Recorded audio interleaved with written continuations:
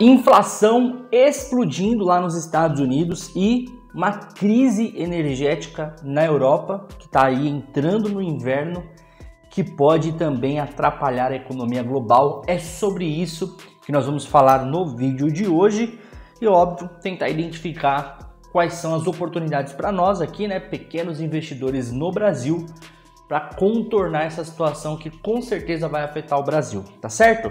Se você é novo aqui nesse canal, meu nome é Danilo Silva, sou educador financeiro, consultor de investimentos credenciado pela CVM. O objetivo desse canal é trazer conteúdo sobre finanças, investimentos, economia, para que você invista de uma forma mais inteligente e no final do dia, óbvio, né, ganhe dinheiro, tá? Se você não está inscrito no canal, se inscreve aí, dá uma força pra gente aqui pro trabalho. Só clicar no botão aqui embaixo. Se você está pelo celular, tem um botão vermelho, clique em inscrever-se. Se você está pelo computador, também tem um botão aqui embaixo, clica aí em inscrever-se. Curte o conteúdo e ativa o sininho, porque aí você sempre vai ter os nossos conteúdos aí exibidos nas notificações do seu celular, beleza? Deixei tudo anotado aqui no meu caderno. Vamos falar um pouco sobre inflação nos Estados Unidos, crise de energia na Europa e quais são aí as oportunidades que a gente tem no Brasil, beleza?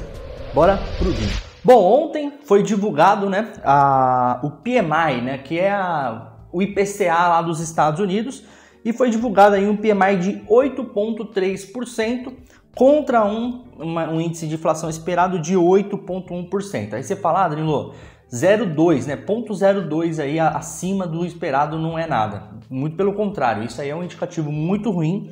Tanto é ruim que o Ibovespa, né, caiu, né, derreteu ontem aí 2,3% de queda, e a perspectiva é que isso possa continuar ali para os próximos dias. Eu estou gravando esse vídeo hoje, dia 14/9, antes da abertura do mercado. Agora é 8h30 da manhã, então eu não sei como vai ser o mercado hoje, mas diante do cenário, né, a gente pode traçar uma perspectiva para frente de que esse movimento de queda ele vai se estender para os próximos dias.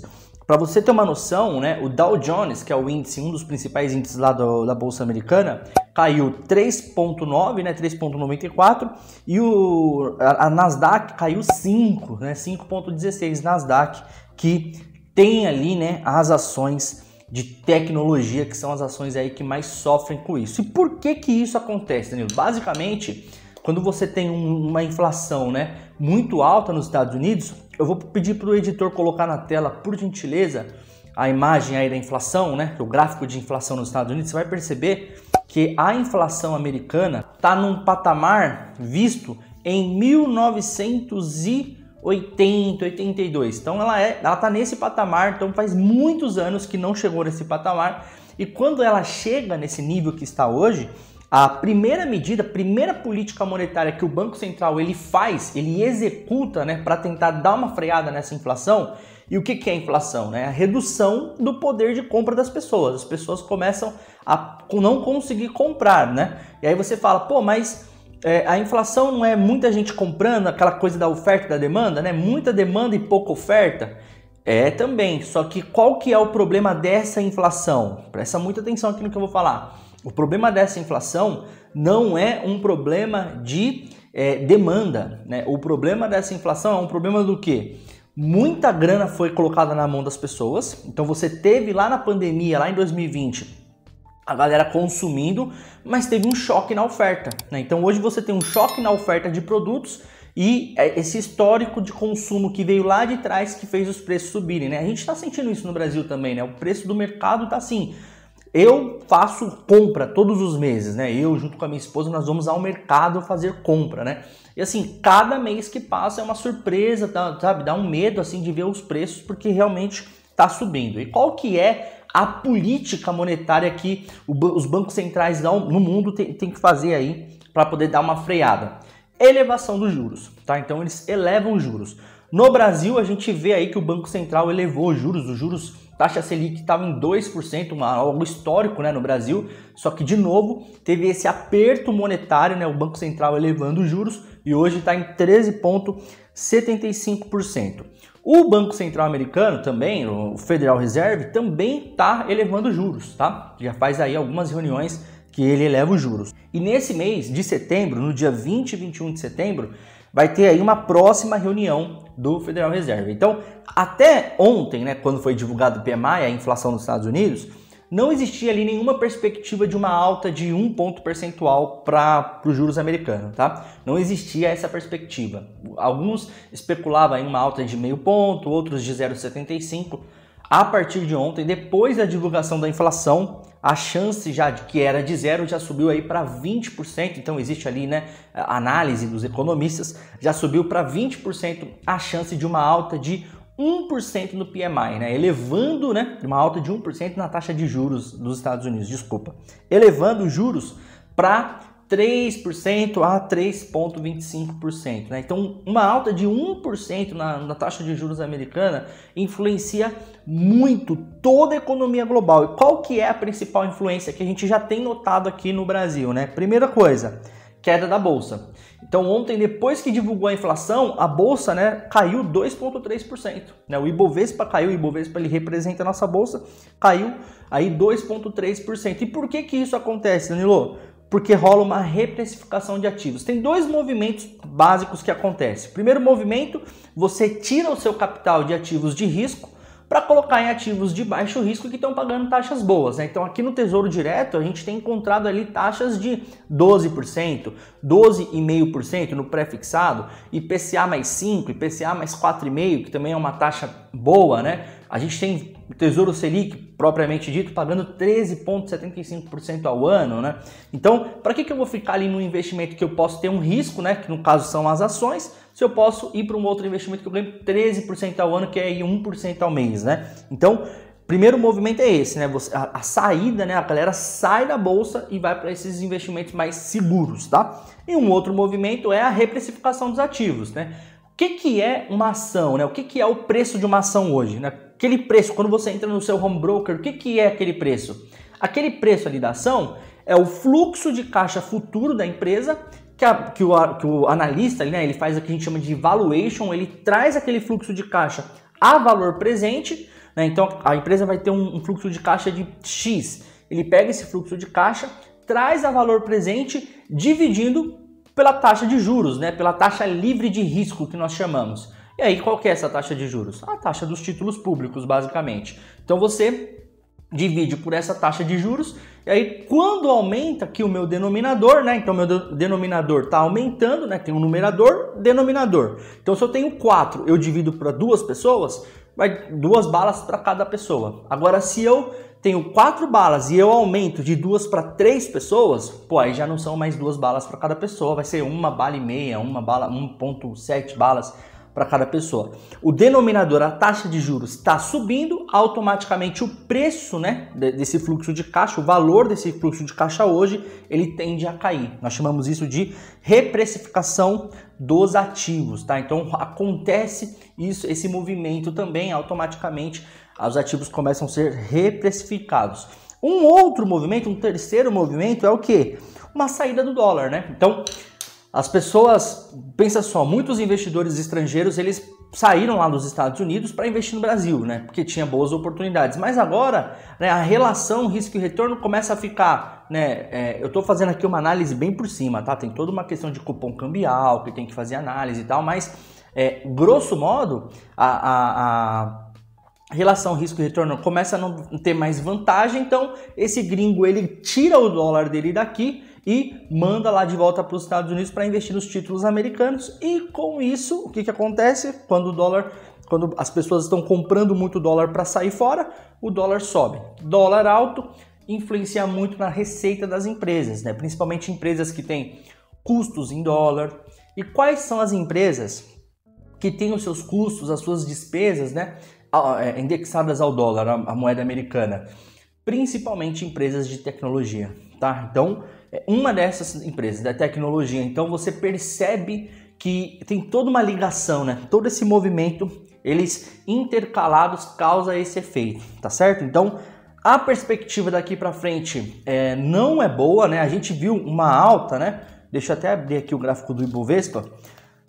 Da metade do mês de julho, né, para agosto, a gente viu uma evolução do Ibovespa muito significativa, né? O Ibovespa subiu bem. Só que não é uma alta, é uma alta que representa mais o cenário microeconômico aqui, né? O cenário interno, né? O ambiente interno, digamos. Porque o Brasil realmente tem apresentado uma boa evolução ali na taxa de desemprego. O Brasil ele tem apresentado uma evolução no PIB, por exemplo, né? A gente já, ao que tudo indica, encerrou esse período de aperto monetário. O Banco Central não vai mais subir taxa Selic, né?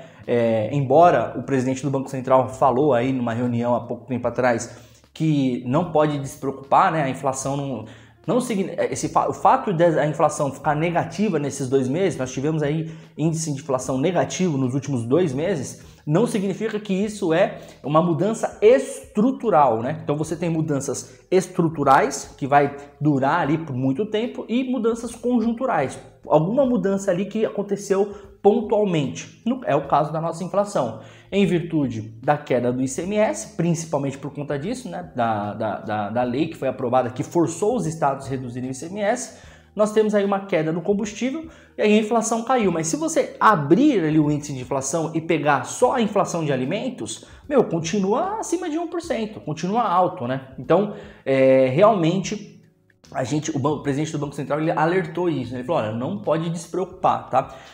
Não é um cenário agora a gente vê essa alta a Selic atingindo ali seus 14,5%, 15%. Não é o cenário, mas tudo pode mudar, tá certo? Agora, falamos então aqui sobre inflação nos Estados Unidos e quais são os impactos para os investimentos aqui no Brasil. Crise de energia na Europa, né? Então, Europa lá, principalmente por conta da guerra Rússia e Ucrânia, o Ocidente, né, toda a parte ocidental da Europa começou a pressionar a Rússia, começou a impor sanções, a Rússia foi lá e fechou a torneirinha do gás. E alguns anos atrás, o ex-presidente dos Estados Unidos, Donald Trump, alertou a Europa, não sejam dependentes do gás da Rússia, porque a qualquer momento pode implodir ali um bafafá, uma guerra, e vocês vão sofrer. E a Europa está sofrendo agora exatamente o que Trump disse lá no passado, né? A gente fala muito sem estudar, sem saber o que está acontecendo, e esquece que realmente o presidente Donald Trump ele trouxe muitas coisas boas, né? E um desses fatores foi que no momento em que ele esteve no cargo, né, não teve um ambiente tão hostil na política ali entre Estados Unidos e Europa e Rússia, principalmente, como tem agora, né? Então, por conta disso, a Rússia fechou a torneira de vez, o gás. E qual que é o problema? A Europa está entrando no inverno. E no inverno é o momento em que você mais consome o gás, né? Você mais consome gás. E aí, quais são os impactos disso? Primeiro, você já vê diversos países europeus ali que já estão racionando energia, então países que estão desligando a energia pública, né, a luz pública, países que estão multando e notificando os moradores que ficam muito tempo com a luz ligada e tudo mais, então já está rolando umas notícias desse nível, tá? E aí você tem problemas, né, eu vi uma manchete hoje aqui, até deixei salva, né, ó, da cerveja aos tomates. A crise energética da Europa está se espalhando, ou seja, a crise energética ela afeta principalmente a indústria, né? A indústria afeta, agrava, né, muito a questão ali dos tomates. Então a Europa ela é uma importante exportadora de grãos, por exemplo, e afeta muito isso, aumenta o desemprego e automaticamente causa uma recessão. Somado a isso, você tem esse movimento de alta de juros também na Europa, né? E o presidente do Banco Central Europeu, o pessoal lá do Banco Central Europeu, já sinalizando que vão fazer de tudo, né? Então eles deixaram bem claro, vamos fazer de tudo para estancar um pouco dessa crise, tá certo? Dito tudo isso, Danilo, quais são as oportunidades que nós temos aqui no Brasil, né? Bom, como consultor de investimento credenciado na CVM, lembrando que esse conteúdo é completamente educacional para ensinar você a ter essa visão, olhar como os analistas, como consultores olham, tá certo? Então assim, Bolsa de Valores, a gente vai pode enxergar, né, de fato uma queda, uma reprecificação dos ativos na Bolsa de Valores. Isso abre sim oportunidades, mas tem que ter visão de longo prazo. Não adianta você ter visão de curto prazo, tá? Não adianta ter visão de um ano. Pode acontecer de um ano tudo melhorar? Cara, tudo pode, tá? Tudo tem, nem que seja 1%, mas tudo tem chance, tá? Mas não é essa a perspectiva, não é isso que nós vislumbramos, não é isso que a gente enxerga para um futuro muito próximo, tá certo? Então assim, Bolsa de Valores, a gente pode ver uma correção agora na Bolsa para os próximos dias, o que abre excelentes oportunidades, mas é importante ali você se posicionar em ações mais defensivas, em ações que você consegue trabalhar em conjunto opções, tá? Então você vai buscar ações que tem uma certa liquidez com as opções, porque aí você consegue fazer venda de calls, você consegue fazer venda de puts e rentabilizar a sua carteira, mas principalmente, né, duas oportunidades. Tesouro Selic, uma excelente oportunidade, né? Então manter ali um capital no Tesouro Selic, e o Tesouro Prefixado, que eu venho falando já algumas vezes, tá certo? O Tesouro Prefixado agora, se você ter calma, se você ficar quietinho, não ficar ansioso, porque vai ter ali os picos, né? Você deixa a sua grana no Tesouro Prefixado, o mínimo que pode acontecer é, no vencimento, você receber ali o dobro do que você investiu. No vencimento é daqui 7 anos, daqui 5 anos. Então, né, um prazo razoável aí para quem pensa de fato em investir de forma saudável. Tá certo? Então, 3 oportunidades: Tesouro Selic, Tesouro Prefixado e ações que tem ali um cunho mais defensivo. Tá certo? É isso, esse é o cenário que está acontecendo de acordo com aquilo que eu tô vendo, tá bom? Se você quiser acompanhar mais sobre notícias, 2 canais você pode me seguir. Instagram, @Danilo Silva, tá aqui, né? O arroba tá em algum lugar aqui, o editor sempre coloca. E também eu tenho um canal no Telegram, tá? Onde eu posto ali notícias, informações e tudo mais. Então, lá no canal do Telegram é importante você entrar lá e fazer parte. Eu sempre mando algumas coisas legais lá, tá bom? Muito obrigado por você ter ficado até o final. Não esquece, se inscreve aqui no canal, ativa o sininho e clique em curtir para esse conteúdo chegar no maior número de pessoas. Um abraço, eu te vejo no próximo vídeo. Tchau, tchau.